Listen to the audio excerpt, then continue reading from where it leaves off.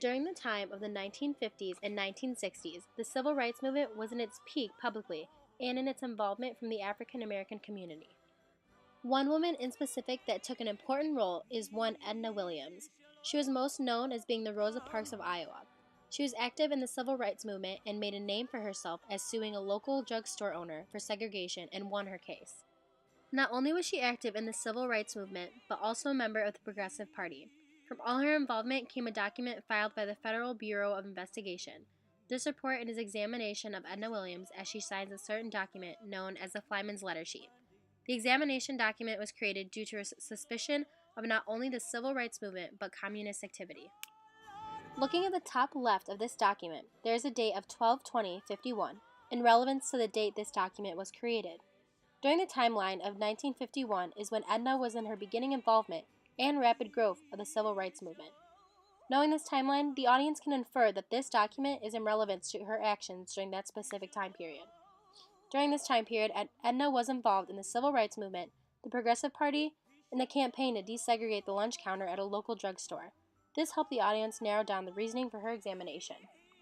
Looking right beneath this date, one can see that the document says it's in regards to Edna Mae Williams, aka Miss Stanley Griffin.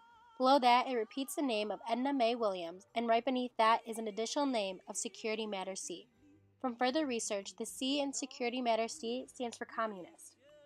The involvement in the civil rights movement was not as controversial or as serious as involvement with communist activity. Now knowing this, the audience infers that this is why Edna Mae Williams was under investigation by FBI. As mentioned previously, Edna Mae Griffin had involvement with the Progressive Party, but now knowing her involvement with communist activity, her involvement with this organization may have gone further than just to stop discrimination against African Americans. The Progressive Party was formed by President Theodore Roosevelt after a split in the Republican Party. It was a factor in the presidential campaign of three men who were Theodore Roosevelt, Robert La Follette, and Henry Wallace.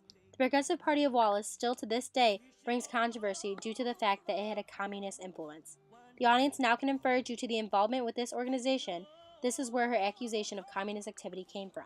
The center of the document is made up of an examination report.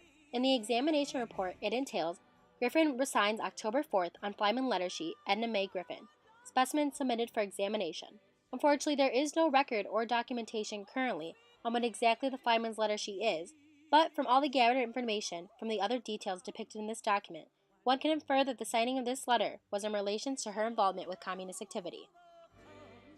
This document's purpose was to report an examination of one Edna Mae Williams' actions and involvement with the Progressive Party in communist activity.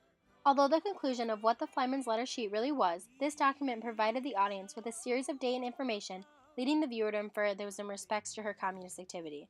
The dates and who the document was in regards to helps the audience understand the time period that this was written in. The audience now knows that because of the seriousness of the involvement Edna had with these controversial groups, the FBI took a stance in examining Edna Mae Williams.